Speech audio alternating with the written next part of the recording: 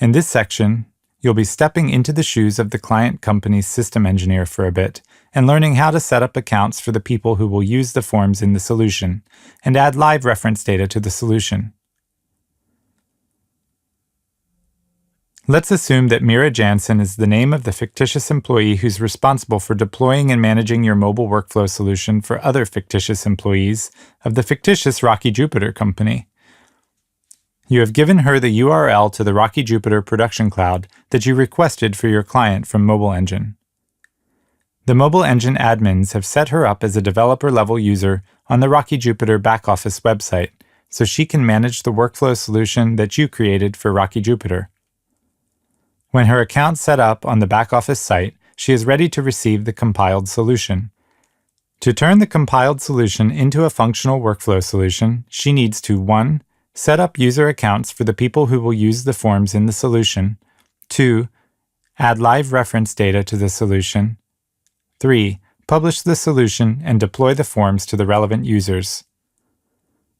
The samples in this tutorial will use training.mobilengine.com as the production cloud URL. This is just a demo web address. You will need to ask Mobilengine for a separate production cloud URL to host the published solutions of each of your actual client companies.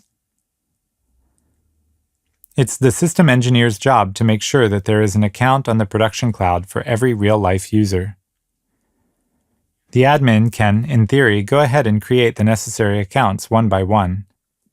However, with hundreds or even with a few dozen user accounts in a corporate environment, this can get very tedious very fast. The Mobilengine SDK offers a handy option for setting up lots of mobile user accounts in a single step. An administrator or developer-level back-office user can access the bulk import options on the Users tab.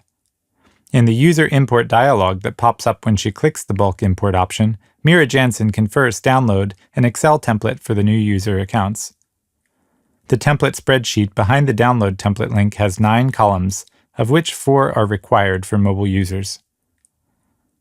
The column names are mostly self-descriptive, but you'll find everything there is to know about the user import template in the reference library. Download the sample user import spreadsheet from our tutorial pages. It includes 9 users. When she has added all the users she needs to the template file, the system engineer needs to import the finished spreadsheet. When importing new users, select the Send Download Link in SMS option to send the new users a download link in a text message to the .apk file for the Android client app. The Users tab contains the new users. As you can see, virtually all the columns in the user list are empty because these users are brand spanking new. None of them has any forms assigned to them. Remember, this is the production cloud and there are no forms over here to assign yet. And none of them has signed in to the Mobilengine mobile client app. The Rocky Jupiter backoffice is now ready for a workflow solution.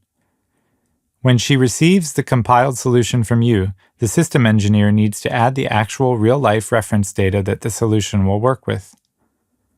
This is probably some sensitive company-specific data that she doesn't want an outside developer to have access to. Make sure that you give the client the download link to the MEBT tool and the setup instructions. To bundle the reference data up with the rockyjupiter.mes file, Mira Jansen needs to run the package MEBT command on it from the command line. After she has navigated to the directory where she saved the compiled Rocky Jupiter solution.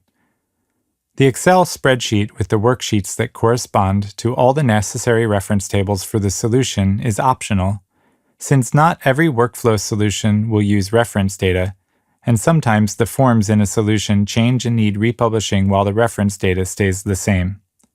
The output of the command is a solution deployment package with a .dpkg extension ready for publishing to the production cloud.